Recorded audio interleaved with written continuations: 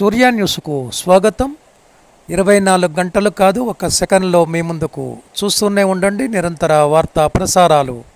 దేశ ఐక్యత కోసం రన్ ఫర్ యూనిటీ ఐక్యతా పరుగు కార్యక్రమం నిర్వహించిన పోలీస్ అధికారులు, పౌరులు, విద్యార్థులు, యువత పాల్గొని విజయవంతం చేశారు. కోదాడ పట్టణ కేంద్రంలో నిర్వహించిన ఈ కార్యక్రమంలో Shri U Ravinder Reddy, additional SP, Suryapet జిల్లా ముఖ్య అతిథిగా పాల్గొన్నారు.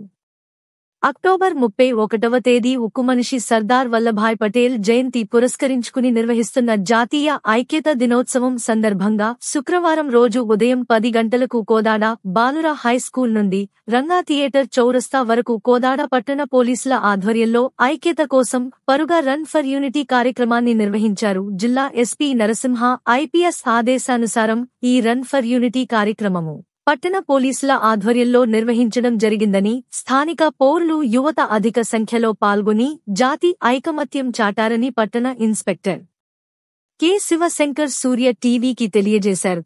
ఈ కార్యక్రమంలో సిఐ శివశంకర్, పలువురు పోలీస్ అధికారులు పాల్గొన్నారు.